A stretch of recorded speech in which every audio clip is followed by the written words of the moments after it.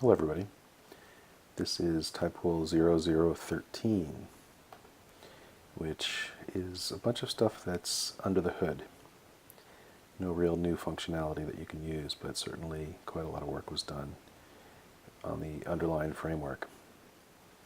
So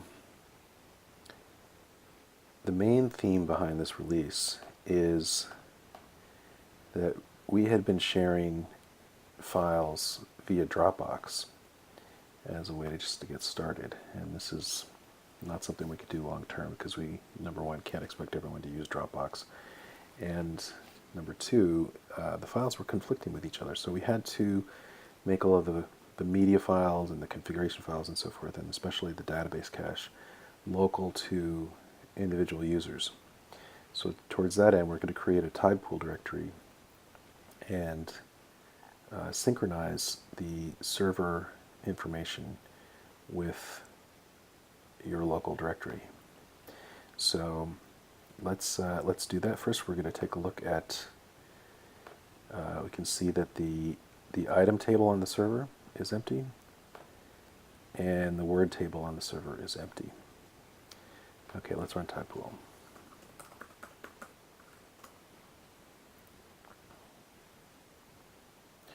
Now the first thing that you're going to see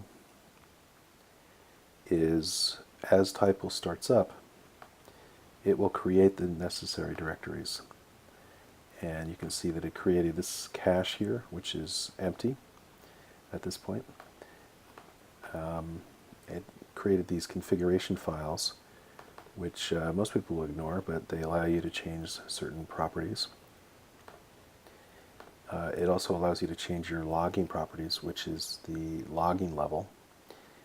So you can, for example, choose to show debug messages in the log file to help us track down some problems. Here's where the log files are found. And there's also the content directory, which, as you can see, all of these directories are empty. So let's go ahead and log in and change that. So what's going to happen right now, I'm going to look at the server, and these files are on the server,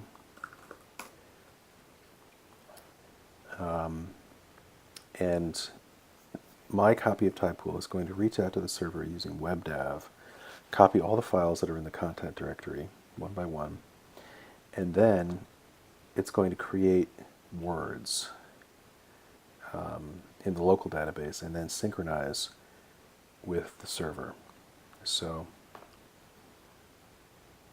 you can see right now it's synchronizing image, so it's copying all of these files here.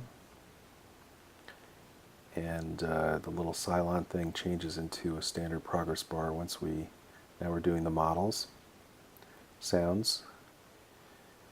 You couldn't see it, but Avatar was there. Now terrain takes longer than the others because these files are bigger. Luckily it's a one-time thing. We'll optimize the size of the terrain files later. Just ask for your patience right now.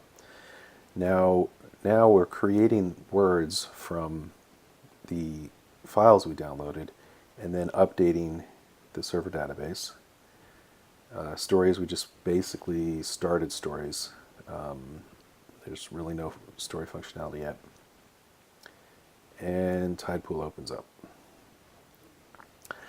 And it's using a terrain file, which is pretty wacky right now, but you'll see that you can change these pretty easily. All right, so let's take a look under the hood. So as you can see, all of those files that were on the server got copied to my local Tidepool content directory.